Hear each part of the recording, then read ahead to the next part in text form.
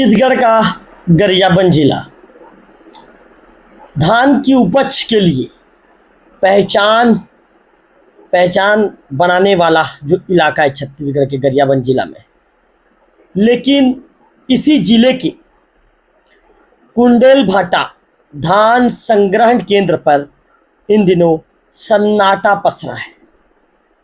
जहां पहले किसानों की कतारें हुआ करती थी, आज वहां पर सिर्फ नारे गूंज रहे हैं, क्योंकि यहाँ काम करने वाले ठेका कर्मी अब सड़क पर उतर आए हैं।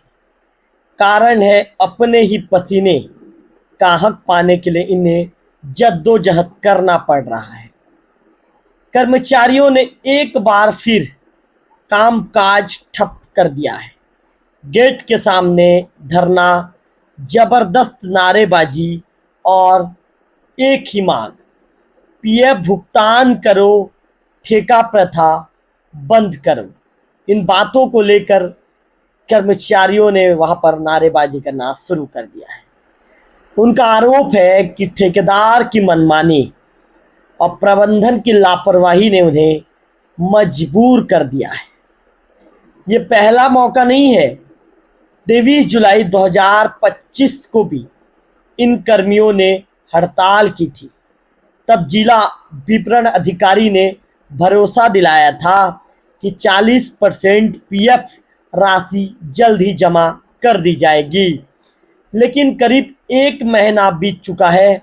भरोसा सिर्फ भरोसे में ही तब्दील रहकर सिमट चुका है।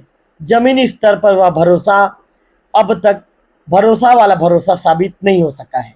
नतीजा वही, खातों में पैसा आज तक जमा नहीं हुआ है। हर बार आश्वासन मिलता है, लेकिन हक नहीं। हमारे खून पसीने की कमाई को रोका जा रहा है, ऐसा कर्मचारियों का कहना है। सिर्फ वादे नहीं, ठोस कार्रवाई चाहिए। इस तरह की बातें जो है कर्मचारी, वहाँ के कर्मचारी कह रहे हैं। तो कुल मिलाकर ये मैं आपको बताना चाह रहा था कि कर्मचारी कितने परेशान हैं, कर्मचारियों की परेशानी कितनी ज़्यादा बढ़ गई है, उन्हें कितना ज़्यादा दिक्कत और परेशानी का सामना करना पड़ रहा है। इन बातों को आप भी समझ सकते हैं कि उनकी परेशानी जो है, उनकी तकलीफ जो है, निश्चित तौर पर काफ़ी बढ़ चुकी है। तकलीफ बढ़ने के चलते आज ये प्रदर्शन करने को मजबूर हो गए हैं। आपको बता दूं कि ये धान उत्पादन के लिए जाना जाता है, लेकिन जो गरियाबंद जिला धान उत्पादन के लिए जाना जाता है, यहाँ का कुंडेलभाटा धान संग्रहण केंद्र का जो हालत है अभी बदला हुआ है। किसान धान लेकर परेशान घूम रहे हैं, कर्मचारी गेट के सामने नारे लगा रहे हैं। पूरा कामकाज ठप पड़ गया है।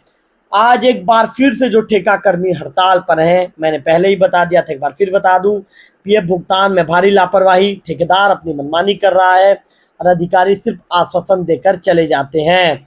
ऐसे में जो 23 जुलाई 2025 को जो हालत बने थे कि तब जिला विपणन अधिकारी ने कहा था कि 40% पीएफ राशि जल्दी दे दी जाएगी, लेकिन एक महीना बीतने के बाद भी हालात जस के तस बने हुए हैं। अधिकांश कर्मियों के खाते आज भी खाली पड़े हैं।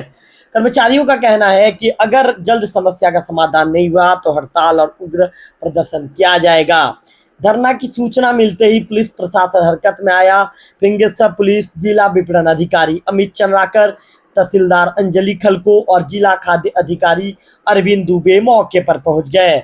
उन्होंने समझाने की कोशिश की, बैठक भी हुई, बातचीत भी लंबी चली, लेकिन समाधान नहीं निकल पाया, समाधान का रास्ता नहीं निकल पाया। हड़ताल का असर सिर्फ कर्मचारियों तक ही सीमित नहीं है, किसान भी अब परेशान हैं, क्योंकि धान खरीदी और तुलाई की प्रक्रिया ठप है। क्योंकि लोगों को ऐसा डर है कि ऐसे आंदोलन से समर्थन मूल्य की व्यवस्था डगमगा सकती है। धरना स्थल पर अब माहौल और भी गर्माता जा रहा है। कर्मचारियों ने साफ कहा है, अब वादे नहीं, सिर्फ ठोस कार्रवाई चाहिए। उनकी नाराजगी भी इस बात पर है कि हर बार वही ड्रामा दोहराया जाता है, बैठक लिया जाता है, आश्वासन और फिर खामोशी। अब बड़ा सवाल ये है, क्या ठेका प्रथा का यह खेल कब तक चलेगा? कर्मचारियों को उनका हक कब मिलेगा और किसानों की खरीदी प्रक्रिया कब पटरी पर लौटेगी। अगर जल्द समस्या का समाधान नहीं हुआ तो ये आंदोलन और बड़ा रूप ले सकता है। गरियाबंद का यह आंदोलन ये सिर्फ तनख्वाह व पीएफ का मुद्दा नहीं है, ये संघर्ष का मुद्दा है। आपको बता दूं, मेहनत कश लोगों के हक की लड़ाई का मुद्दा है। क्या प्रशासन इस बार कोई ठोस कदम उठाएगा या फिर ये संघर्ष और लंबा खींचता चला जाएगा। जुड़े रहिए लोकल टीवी छत्तीसगढ़ के साथ, क्योंकि हम आपको दिखाएंगे धरती की हर सच्चाई और आंदोलन की हर परत।